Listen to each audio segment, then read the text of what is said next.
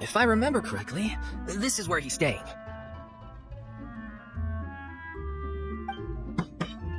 Who is it? It's me. Is the script ready?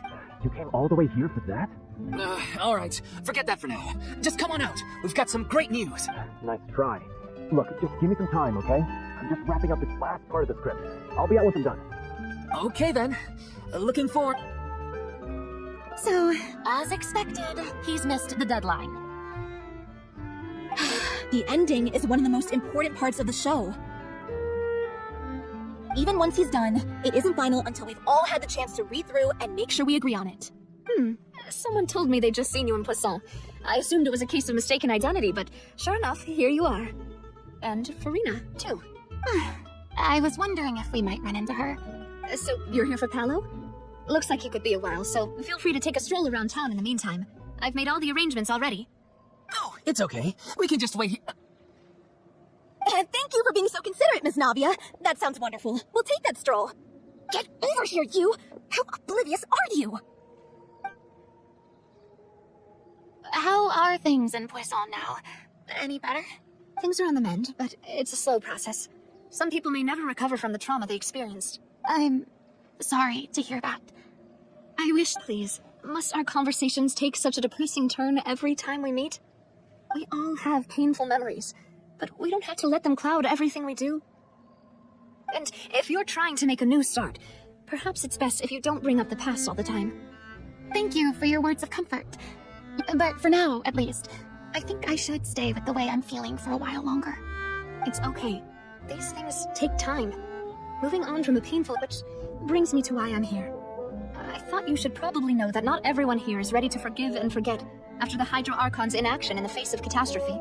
To avoid upsetting the peace, I told the townspeople that everyone here is a member of the theater troupe, and that you are just an actress, playing the role of Furina. It's not a perfect solution, but hopefully it means— That's so thoughtful of you, Navia. Well, what do you expect? I am the courageous and considerate president of Spina di Rosula, after all, like my father before me. Anyway, that was all. Look after her now. Off we go then. Let's take a look up there. I don't have any friends that I can be frank and honest with, so maybe she's right. You'll...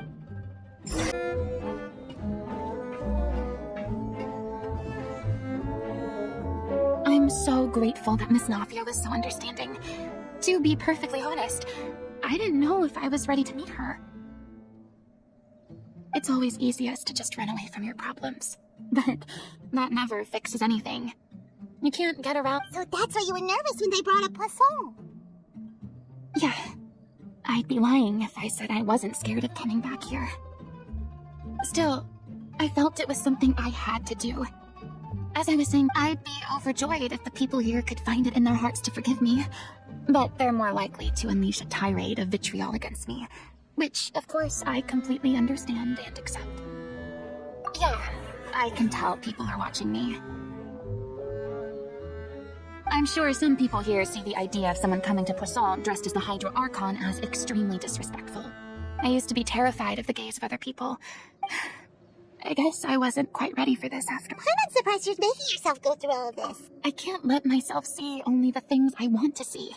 How would that make me any different from before? Look, there seems to be a crowd gathering over there. Probably time we made a move. How about we check out Spina di Rosula ship? We should have...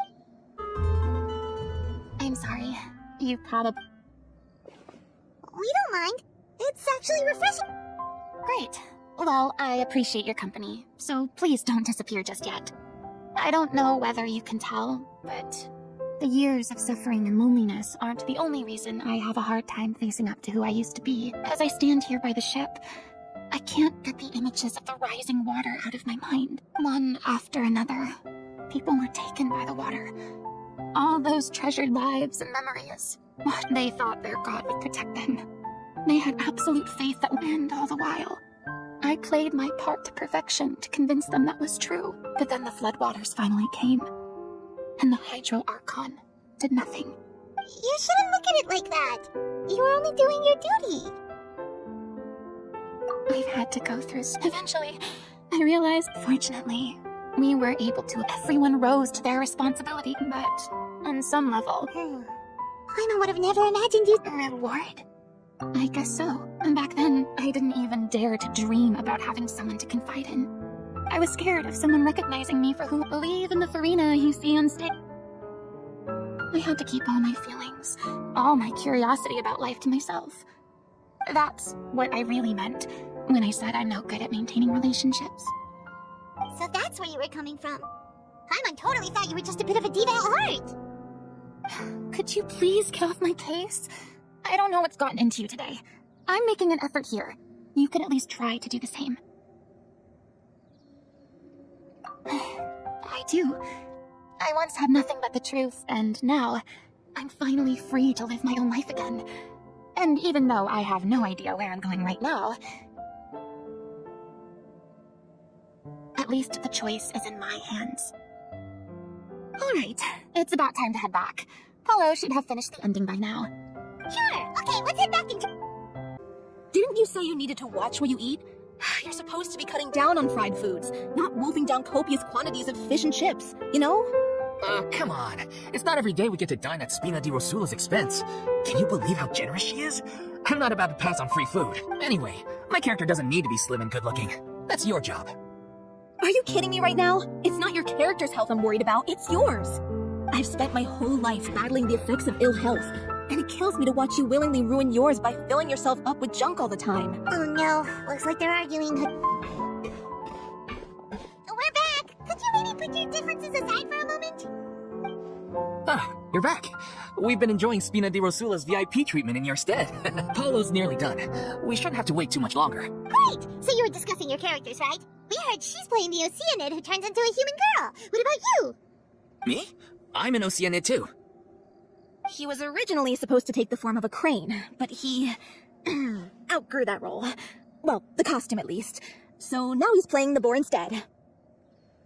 The boar's not a bad character, actually. He's the one who raises the little Oceanid, yes? That's right. He has some pretty memorable lines too. Like when he imparts some... If you become human, you can reveal your secret to no one. You will face suffering and loneliness. Is this truly what you want? Wait, that sounds kind of familiar. It's the most important line in the whole script. I think it's a symbolic statement about our director's life and legacy. She kept quiet about all the trials and tribulations she faced in running our troupe, allowing us to devote ourselves fully to performing. It was only after she was gone that we realized how tough her job really was. You mentioned earlier that the troupe is like your home. Yeah. I was born with an incurable illness, and once my family found out it couldn't be treated, they decided they didn't want me anymore. I spent some years taking whatever work I could find and trying to manage my illness with various medicines. But whenever I had a bad flare-up, I'd be lying in an alleyway for days at a time. It was like that until the director found me one day. She told me I had a great voice and asked if she took me under her wing, taught me to both sing and act, helped me find more for my meds, took care of me when my condition decided to flare up. She sounds like a really incredible person. She really was. She gave everything she had to her troupe and the people in it. All of us were so... I was a lost child too when she found me. As the child of a murderer, my parents weren't around when I was little, so I got sent to an orphanage. The other kids were always picking fights with me. They'd say things like, "Come on, you must be pretty tough if you're the son of a murderer." It was just to taunt me, though. I was an easy target. One day, I got beaten up so bad that I just couldn't take it anymore, so I ran away. I lost all faith in humanity by that point. I thought the whole world... Let me guess. Fortunately, the next person you ran into was the director. Yeah, for the first time in my life, I was somewhere I felt safe. The day you hoped would never come. How times change. Oh, you're finally done? Get your butt over here. There's someone I need to introduce you to. This is our new artistic consultant, Miss Furina. Furina? The Furina? Oh my god, how did you manage to wrangle that? Please, the honor is all mine. I was profoundly moved to hear about your troupe. Same here. Even so, this is just... Oh wow, I'm sorry. I'll try to calm down. Now, yes, the script, of course. Let me give you a rundown of how the story unfolds in my version of the script. I'm sure you're already familiar with the beginning of the story. A little Oceanid decides she wants to be... She finds love and friendship in the bustling city. But then, the people start to notice that all the fresh water in the surrounding area is slowly disappearing. The soil is becoming arid. Plants and flowers are withering. and the people begin to panic. The little Oceanid, Cleo, and her lover decide to do something about it and investigate the truth of the matter together. In the end, they discover that all the waste and pollution created by humans over the years has caused the freshwater to flee the land, as if driven by a consciousness of its own. Consciousness? You mean the water is sentient? Water as a conscious entity. There's actually quite a few stories that explore this theme. Since the little Oceanid is a water spirit, she immediately understands how the water is feeling.